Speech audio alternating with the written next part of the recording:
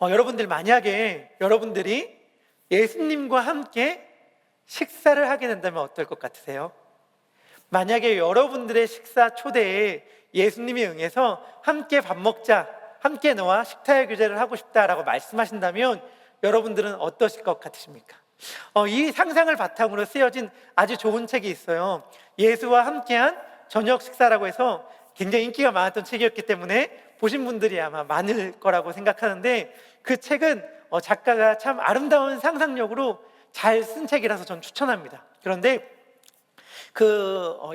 예수님이 초대하세요. 그 책에선 예수님의 초대에 장난일까 진짜일까 반신반의하면서 응한 주인공이 식사의 자리 가운데 예수님과 교제하고 대화하면서 참 아름다운 대화들, 따뜻한 대화들이 오갑니다. 때로 이해되지 않는 것들을 예수님께 질문하고 예수님의 대답을 듣고, 이 세상에 돌아가는 많은 것들이나 결국엔 내 마음속 깊이 은밀히 감추어져 있던 그것도 예수님과 대화 가운데 다 드러나고, 그래서 예수님과의 관계가 조금씩 깊어지는 내용을 다루고 있어요. 참 따뜻한 상상력을 바탕으로 쓰여진 책인데, 그거는 우리의 생각이잖아요. 물론 좋은 책이긴 하지만, 그러면 실제는 어땠을까? 예수님의 식사 자리에 초대되어서 예수님을 식사 자리로 초대해서 함께 식사를 나눴던 실제의 그 풍경은 어떠했을까가 바로 오늘의 말씀이거든요. 예수님과 하는 식사의 자리는 우리의 예상과는 조금 다를지 모릅니다. 한번 우리가 오늘 본문의 주인공이라고 생각하고 예수님을 우리가 준비한 식사의 자리에 초대했다고 생각했으면 좋겠어요. 중요한 건 뭐냐면 예수님은 결코 우리의 기분을 좋게 하려고 우리에게 분위기를 맞춰서 그냥 그 분위기를 화목하고 따뜻하게 하는데 목적이 있지 않았다는 것입니다. 중요한 이야기들은 누가복음을 보니까 굉장히 많은 경우에 식사 자리에서 이루어지더라고요.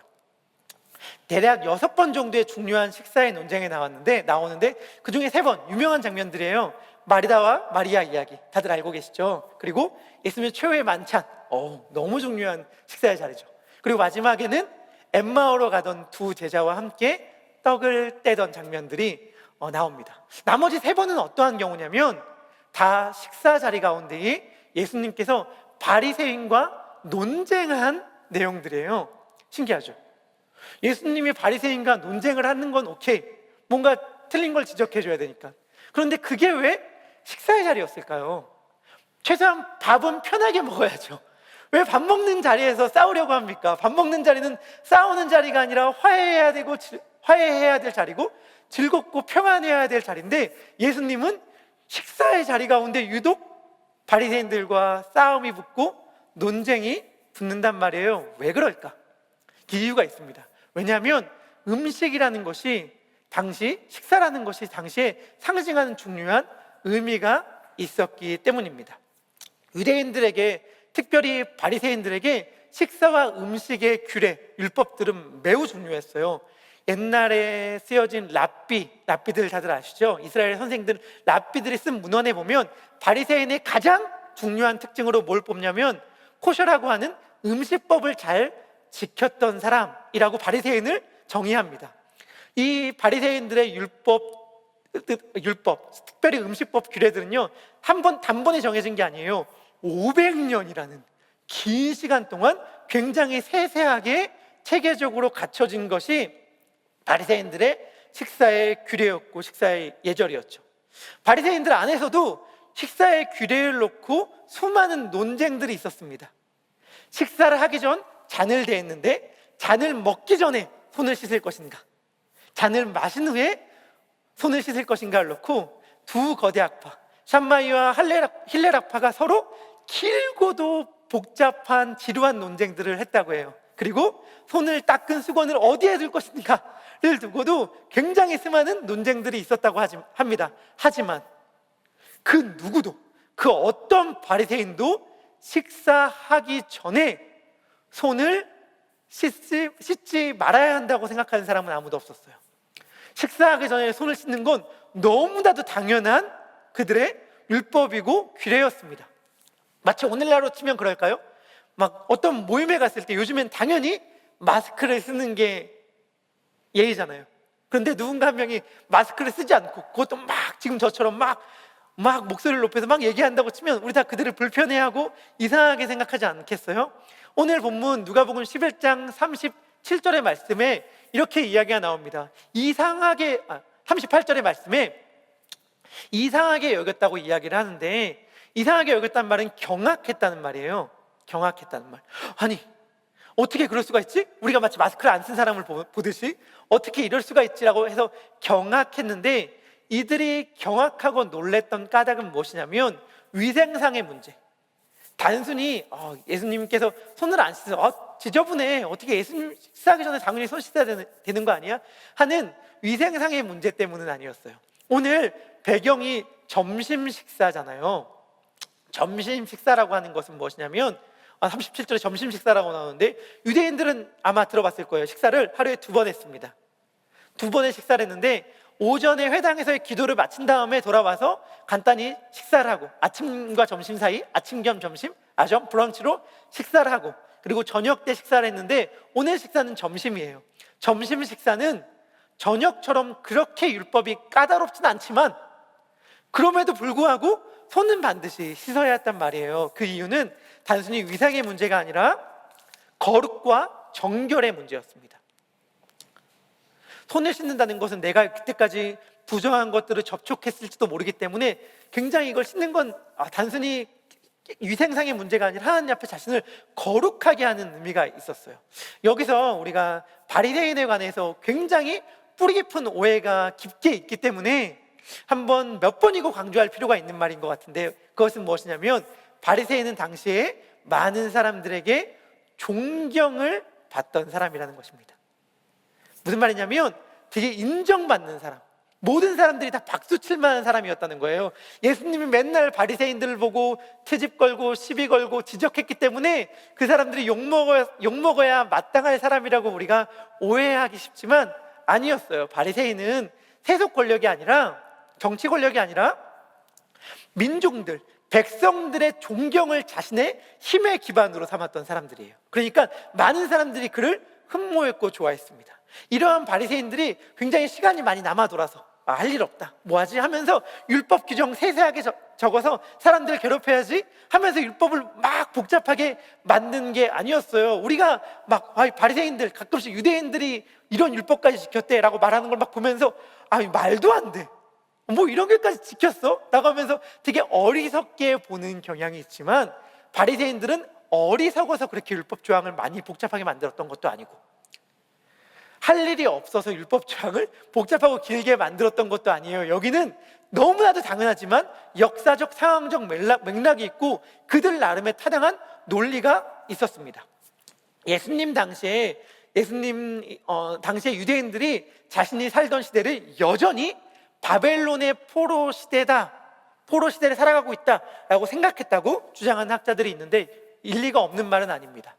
베드로 사도도 편지를 쓸 때 로마를 가리켜 바벨론이라고 표현하거든요. 당시에 유대인들은 바벨론의 포로 생활을 하고 있지 않았습니까? 그런데 로마의 포로 생활을 하고 있었잖아요. 그런데 바벨론의 포로 생활을 하고 있다고 생각했다는 거예요.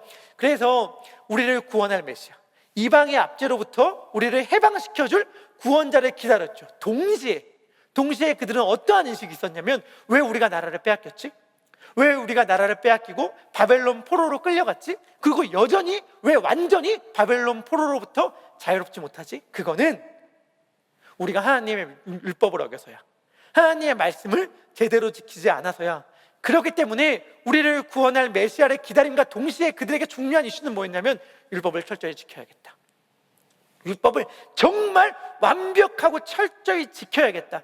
혹시라도 우리들이 실수해서, 혹시라도 우리들의 무지함으로 말미암아 하나님의 율법을 어기는 일이 발생하지 않도록 촘촘하고 세밀하게 율법을 정말 철저하게 지킴으로 다시는 우리나라가 이방 민족의 포로됨을 경험하지 않게 하자.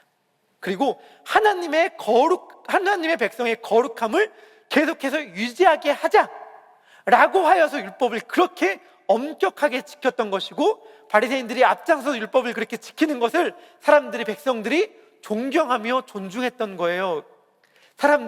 저 바리새인들은 우리를 이방 민족들로부터 구원하기 위한 길을 제시하는 사람이야. 그리고 다시는 이방 민족의 포로로 우리 민족에 끌려가지 않도록 우리들을 이끌어주는 사람이야 라고 생각했기 때문에 그들을 존경했던 것이죠. 그런데 예수님이 그들을 딴지 걸고 시비 거는 거예요. 신기하죠? 그들은 존경받아 마땅할 사람이고 그들의 주장들과 그들의 행위가 사실 다 이해가 되잖아요. 역사적 맥락, 포로 생활의 역사적 맥락도 있는 것이고 하나님의 거룩함, 하나님의 백성의 거룩함을 지키기 위한 그들의 노력이니까 어찌 보면 얼마나 가상하고 박수치고 싶어요. 근데 예수님은 그들에게 시비를 건단 말이에요. 왜 그럴까? 이렇게 한번 생각해 봤어요. 우리가 여러분들 가운데 정말 좋아하는 누군가가 있나요? 정말 좋아하는데 어떠한 식으로 좋아하냐면 흠모하는 방식으로. 와, 저 사람은 정말 너무 감탄스러워. 저 사람은 정말 다른 사람들에게 너무 희생적이고 헌신적이고 사랑을 베풀고 지혜롭고 다른 사람들을 배려할 줄 아는 사람이야 라고 하면서 정말 여러분들이 봤을 때 그 사람을 향한 감탄을 늘 했던 사람, 언제 어느 때고 봐도 저 사람은 정말 한 번도 날 실망시켜준 적이 없어 라고 할 정도로 늘 흠모하는 사람이 여러분들 혹시 계세요? 근데 만약에 여러분들이 그 사람이 있는 모임에 갔는데 모든 사람들이 지금 다 코로나 시국이니까 다 마스크를 쓰고 조심하고 있는데 그 사람이 갑자기 자기 마스크를 딱 벗는 거예요. 그리고 큰 소리로 막 떠들기 시작하는 거죠. 그리고 사람들이 막 접촉하고. 그러면 여러분들은 물론 이렇게 생각할 수 있을 거예요. 저 사람 그렇게 안 봤는데 너무 실망이다. 어떻게 저렇게 배려하지 않지? 라고 생각할 수도 있겠으나 또 한편으로 어떻게 생각할 수도 있냐면 저 사람이 저럴 분이 절대 아닌데? 저럴 분이 절대 아닌데? 왜 그러지? 뭔가 이유가 있나? 뭔가 저렇게 행동함으로 뭔가 지금 저 사람의 생각이 있는 건가? 의도가 있는 건가라고 생각할 수도 있잖아요. 무슨 말이냐면 바리새인들이 그렇게 행동했던 것에 대하여 역사적 맥락이 아무리 있고 아무리 그들의 논리가 있다 하더라도 그들을 지적하는 분이 예수님이라면 예수님은 결코 이유 없이 그렇게 말씀하실 분이 아니니까 예수님이 바리새인들에게 시기와 질투를 느껴서 난 바리새인들 꼴 보기 싫어라고 말하면서 그들을 단순히 핀잔 주기 위해 그들을 지적하실 분이 아니니까 그렇게 말씀하시는 분이 예수님이라면 들어봐야 되잖아요. 그 이유를. 이건 우리들의 이야기이기도 해요. 우리들은 수많은 이야기들을 합니다. 그리고 우리들이 어떠한 태도와 어떤들의 성향을 보이고 어떠한 판단을 할 때는 우리들 나름의 역사적 인생의 맥락이 있고 우리들 나름의 논리가 있어요. 우리들의 자녀들에게 이야기를 합니다. 우리들의 배우자에게 이야기를 합니다. 우리들의 공동체와 우리들의 회사 동료들에게 이야기를 해요. 우리들이 만나는 사람들에게 어떠한 태도와 성향을 보이는데 어떠한 태도와 성향을 보일 때 우리들 나름은 다 이유가 있잖아요. 내가 이러한 성격을 갖게 된 거는 제가 저를 방어할 때마다 방어 기제로 많이 이야기를 하는데 나는 막내이기 때문이야. 나는 누나 둘 있는 막내이기 때문에 이러한 성향이 되었어 라고 저를 방어할 때가 있어요. 혹은 내가 이러한 어떤 아픈 경험들이 나로 하여금 이러한 상황에서 이렇게 반응할 수밖에 없게 만들었어. 혹은 내가 자녀들에게, 배우자에게, 이웃들에게 이렇게 말하는 거는 거칠게 말하고 때로는 좀 못되게 말하는 것 같지만 나름의 이유와 타당한 논리들이 있다고 라고 생각하면서 우리는 말한단 말이에요. 하지만 우리들의 그런 말과 행동을 지적하는 분이 예수님이라면 귀를 기울여야죠. 예수님께도 주님, 내가 이렇게 말하는 건 다 나 이유가 있는 거예요. 내가 이렇게 말하는 건 내가 삶의 배경이 이렇게 있기 때문입니다. 내가 이렇게 말하는 건 이러한 논리와 이러한 까닭 때문에 이렇게 말하는 거예요. 제 마음도 모르면서, 제 상황도 모르면서, 제가 어떠한 세월을 살아왔는지도 모르면서 함부로 지적하지 마세요라고 말할 게 아니라 우리의 지난날을 완전히 아시고 우리의 모든 형편과 상황을 완전히 아시는 분이 예수님인데 예수님이 우리들에게 지적을 한다면 그 지적이 잘못됐다고 말할 게 아니라 우리의 말과 생각을 멈추고 예수님께 들어야죠. 예수님께 들어야죠. 예수님은 이렇게 말씀하십니다. 바리새인에게 이렇게 말씀하세요.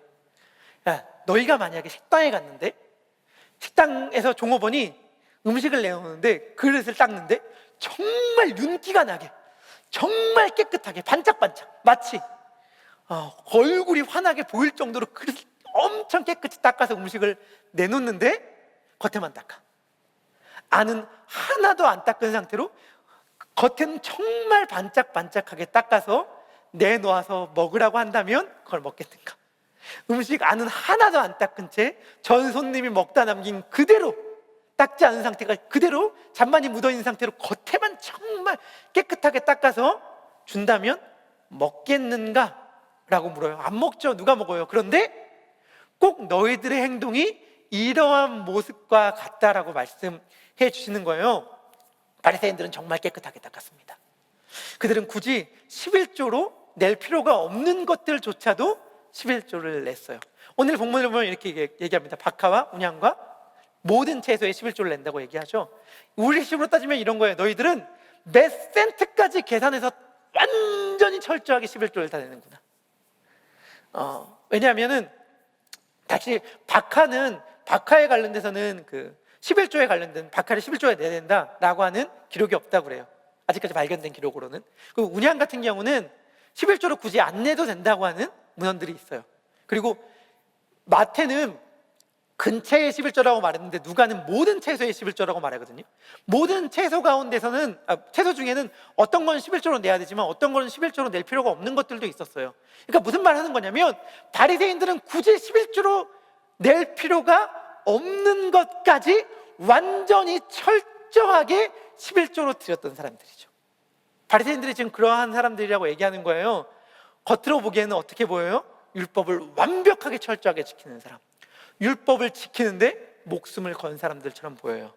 그런데 바리새인들은 율법을 거는데 목숨을 걸었던 사람들이 아니라 율법을 거는데 목숨을 건 사람들처럼 보이는데 목숨을 걸었던 사람들이죠. 그들은 율법을 지키는 데 힘을 썼던 것이 아니라 율법을 지키는 사람처럼 보이는데 힘을 썼던 거예요. 그렇기 때문에 겉은 정말 깨끗하게 닦았지만 그들의 속은 그렇게 보이고 싶었던 그들의 탐욕과 죄로 가득 찼던 것입니다. 예수님은 그 모습을 무덤으로 비유하세요. 민수기에서 19장 16절을 보면 사람이 만약에 무덤과 접촉하면 알든 모르든 무덤과 접촉하면 부정해져서 이래 동안 자기 사람들과 접촉하면 되지 않았습니다. 그런데 바리새인들이 당시에 그토록 정결함을 유지했던 까닭은 무엇이냐면 부정은 오염되기 때문에, 부정은 전파되기 때문에 접촉하면 안 되거든요. 그러니까 자기를 깨끗하게 하면서 부정한 사람들과 접촉을 안 했던 거예요. 그런데 예수님은 뭐라고 말하냐면 바리새인들이야말로 평토장한 무덤이다. 누가복음 11장 44절에 평토장한 무덤이라는 말 우리 다들 알고 계시죠? 이건 단순히 그런 사람인지 몰랐는데 알고 보니까 그런 사람들이 알고 보니까 엉망이었구만 이렇게 말하는 걸 넘어서요. 왜냐하면 부정한 거에 대명사로 여겼던 나병 환자들이 어떻게 했어요? 사람들이 다가올 때 나는 부정한 사람입니다, 나는 부정한 사람입니다 이렇게 외쳤어야만 했어요. 왜냐하면 그 사람과 자신을 접촉하는 것을 방지해서 부정한 것이 전파되는 걸 막기 위함이었는데 바리새인들은 자기가 완전히 부정한 자인데 자기의 부정함을 감추고 사람들과 접촉함으로 자기가 표리 부동한 사람이야, 알고 보니까 못된 사람이야가 아니라 그걸 넘어서서 다른 사람들을 더럽게 만드는 사람들이었거든요. 자기의 의로움을 드러내기 위하여 다른 사람을 더럽혔던 모습들, 이게 바리새인의 모습이고 우리의 모습이라고 주님은 말씀하시는 겁니다. 예수님이 이런 말씀하시자 식사 자리에 있었던 율법교사, 서기관인데 율법교사가 갑자기 한마디를 합니다. 누가복음 11장 45절입니다. 율법교사가 갑자기 한마디예요. 선생님, 이렇게 말씀하시니 우리까지도 모독하심이니이다. 선생님, 말씀이 너무 심한 것 아닙니까? 선생님, 이거 좀 너무 식사 자리인데 너무 말씀이 과하십니다 라고 갑자기 율법교사가 일어나서 얘기합니다. 그러니까 예수님이 뭐 심하다고? 내가 더 심한 얘기 해줄게 라고 하는 식으로 기다렸다는 듯이 이번엔 율법교사를 책망하기 시작해요. 마태복음 23장을 보면 우리들 아마 많이들 알고 있을 7화라고 해서 7가지 화가 나오잖아요. 화 있을진저 하면서. 그런데 여기 누가복음에서는 6가지 화가 나와요. 아마 누가가 예수님의 말씀, 물론 예수님이 의도했겠지만 의도적으로 이렇게 누가도 의도하면서 예수님의 마음을 생각하면서 이렇게 기록한 것 같은데 3가지 화는 바리새인들에게, 3가지 화는 율법 교사에게 이야기합니다.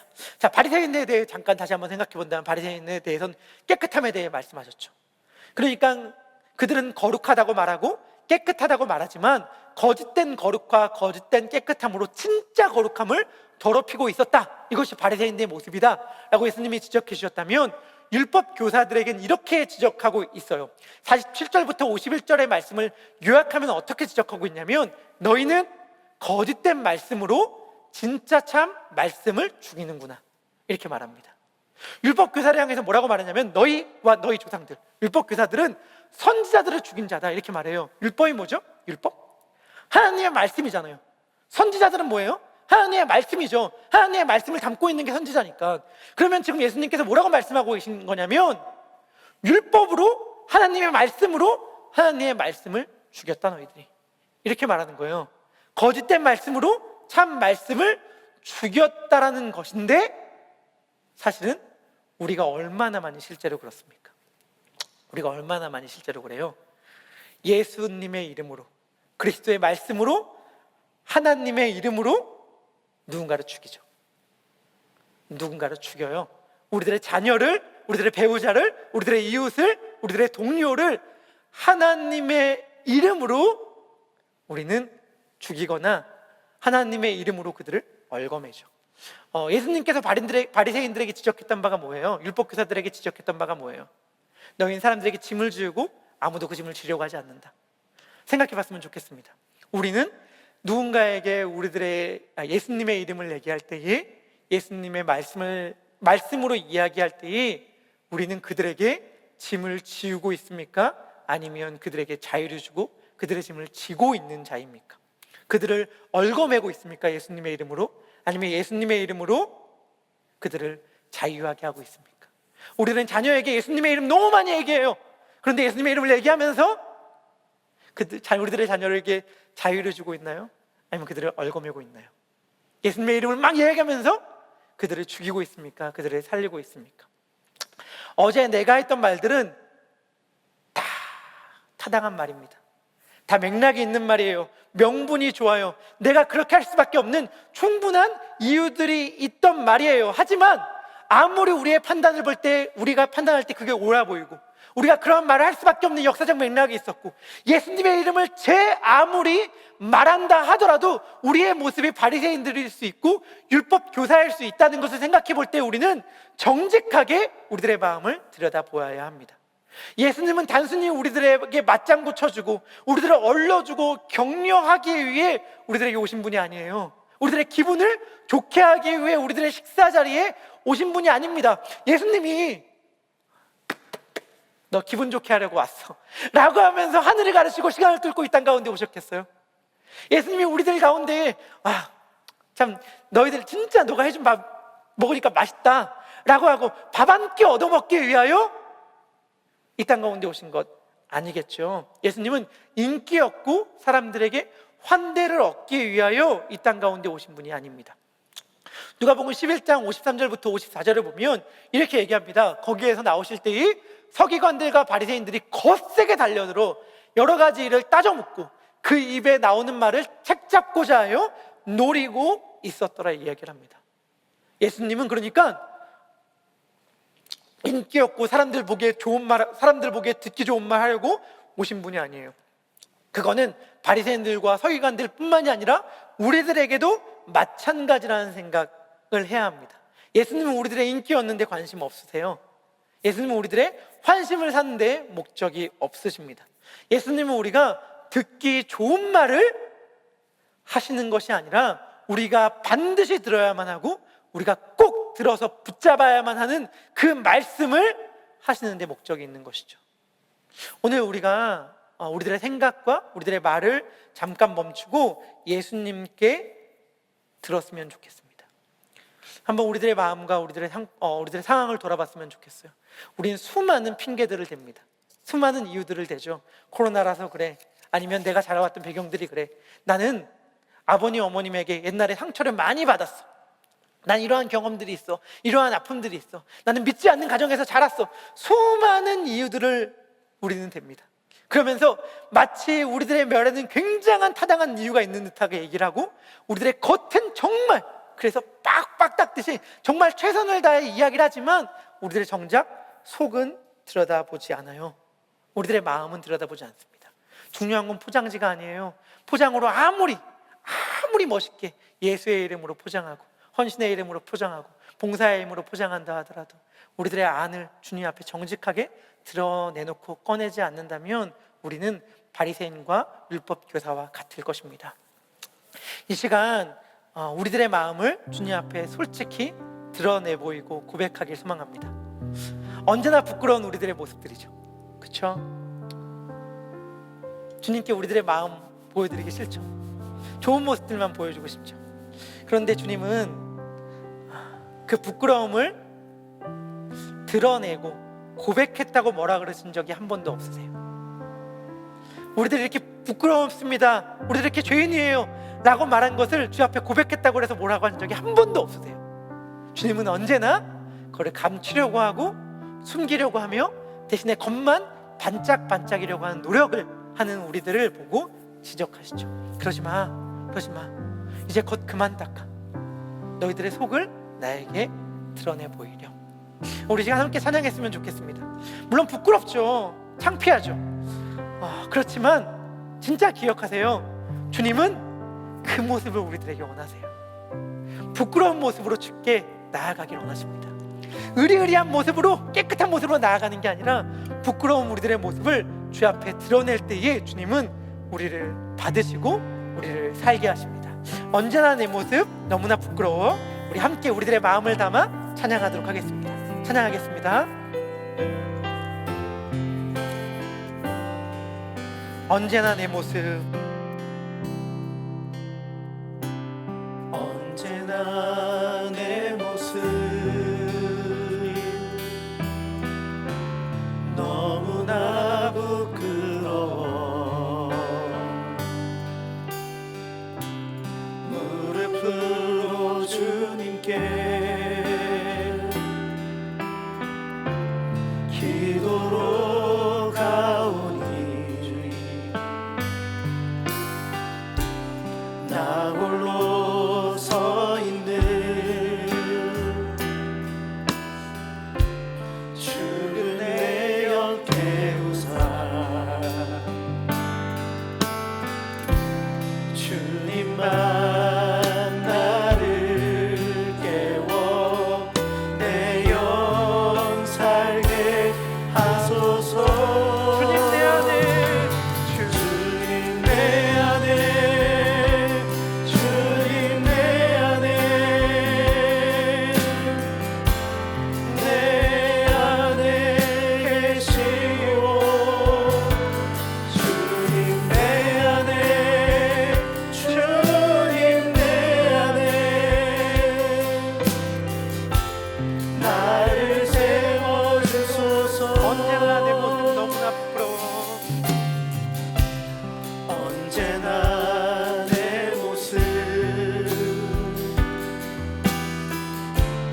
너무나 부끄러워. 무릎으로 주님께 기도로 가오니 나 홀로 서 있는 죽은 내 영 깨우사 주님만 나를 깨워 내 영 살게 하소서. 주님 내 안에, 주님 내 안에, 내 안에 계시고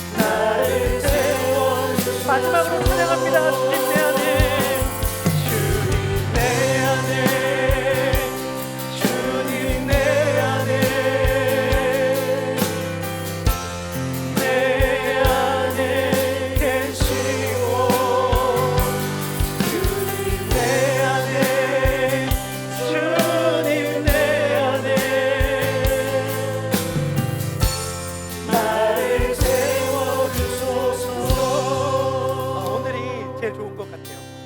뭐가 좋냐면 우리들의 모습을 적나라하게 깨닫기에 참 좋은 시간입니다.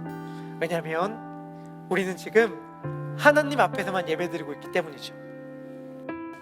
사람들 앞에서 예배드렸을 때 우리들의 모습 말고 지금 아무도 보는 일 없을 때 예배드리는 우리들의 마음 자세와 몸 자세는 어떠합니까? 우리들은 정말 겉만 빡빡 닦고 있던 바리새인들과 율법교사는 아니었나요? 그러면서 내가 이렇게 행동하는 건, 내가 이렇게 말하는 건 다 맥락이 있는 거야, 다 이유가 있는 거야 라고 말하면서 예수 그리스도의 이름으로 도리어 자녀를, 배우자를, 가족을, 이웃을 얽매이고 짐 지우는 자들은 아니었나요? 이 시간 우리 회개하면서 기도했으면 좋겠습니다. 주님, 제 안에 바리새인들과 같은 모습이 있었습니다. 제 안에 율법 교사와 같은 모습이 있었습니다. 내 마음이 너무 더럽고 추잡해서 주 앞에 나올 수 없습니다. 그런데 이 마음이라도 그대로 들고 주 앞에 나간다고 하면, 주 앞에 나오기만 하면 주님 받아주신다고 말씀하였으니 그 약속 붙잡고 겉 닦는 일 그만두고 내 안을 깨끗하게 해달라고 내 속마음을 들고 주 앞에 나아갑니다. 주님, 우리들의 영을 깨끗이 하여 주시옵소서. 주님, 예수 그리스도의 보혈로 내 모든 죄악을 정결케 하여 주시옵소서. 그리하여 주님, 율법 지키느라 얽매였던 나의 삶이 주의 보혈을 흐르는데 기뻐 뛰어나아가 뛰놀며 누리는 참 자유를 경험하게 하여 주시옵소서. 이러한 마음을 가지고 주의 보혈의 공로 의지하면서 우리들의 속을 깨끗이 닦게 해달라고 회개하며 주 앞에 기도하도록 하겠습니다. 기도합니다. 하나님 아버지, 기도합니다.